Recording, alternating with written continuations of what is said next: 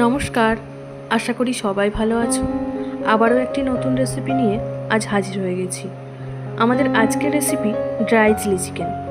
Chilli chicken বানানোর জন্য 1 kilo chicken নিয়েছি, একটা বড় সাইজের পেঁয়াজ কুচিয়ে নিয়েছি একটা ক্যাপসিকাম কুচি, 10-12টা কাঁচা লঙ্কা কুচি, 1 কোয়া রসুন কুচি আর 1 ইঞ্চি মতো আদা কুচি, 1 টেবিল চামচ টমেটো সস, 2 চামচ গ্রিন চিলি সস, 2 চামচ রেড চিলি সস, 5 চামচ কর্নফ্লাওয়ার, ময়দা 4 চামচ, 1 চামচ নিয়েছি গোলমরিচের গুঁড়ো, স্বাদ মতো লবণ নিয়েছি, 2 চামচ সয়া সস, 1 চামচ চিনি, 3 চামচ নিয়েছি ভিনেগার, 2 চামচ আদা রসুনের পেস্ট, হাফ চামচ লঙ্কার গুঁড়ো আর নিয়েছি 2টো ডিম। এবার মাংসটা মেখে নেওয়ার পালা।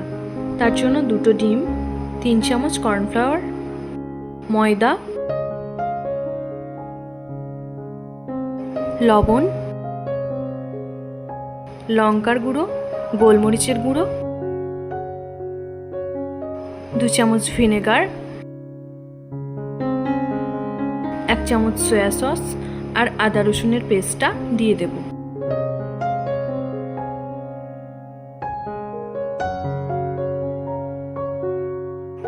এবার চিকেনটাকে ভালো করে মেখে নেব। আমার চিকেনটা কিন্তু ভালো করে মেখে নেওয়া হয়ে গেছে। এবার কড়াই বসিয়ে তাতে পকোড়া ভাজার মতো তেল ঢেলে নেব। তেল গরম হয়ে এলে পকোড়াগুলো ভেজে তুলে নেব।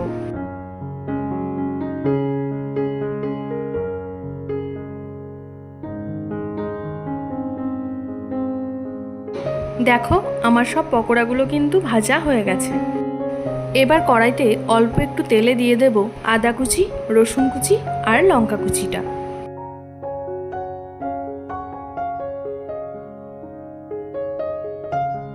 ওগুলো একটু লাল লাল হয়ে এলে দিয়ে দেব পেঁয়াজ আর ক্যাপসিকাম কুচি। অল্প একটু নেড়ে নিয়ে দিয়ে দেব red chilli sauce, green chilli sauce আর টমেটো সস।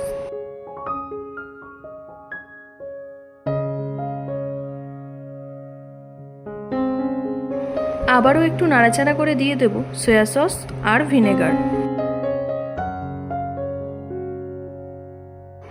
এবার দিয়ে দেব চিনি। অন্যদিকে একটা বাটিতে 2 চামচ কর্নফ্লাওয়ার নিয়ে অল্প একটু জলে গুলে দিয়ে দেব।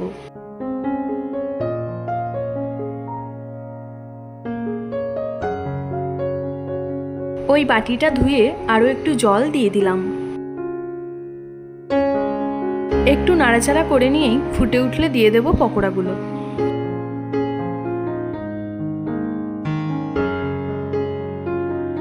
এবার একটু নেড়ে নিয়ে ওপর থেকে গোলমরিচের গুঁড়ো ছড়িয়ে দেব। ব্যাস, এবার ভালো করে নেড়েচেড়ে মাখিয়ে নামিয়ে নিলেই তৈরি আমাদের এই ড্রাই চিলি চিকেন রেসিপি। কেমন লাগলো অবশ্যই কমেন্টে জানাবে। ফিরে আসছি আবারও নতুন কোনো স্বাদ নিয়ে। ততক্ষণ ভালো থেকো, সুস্থ থেকো।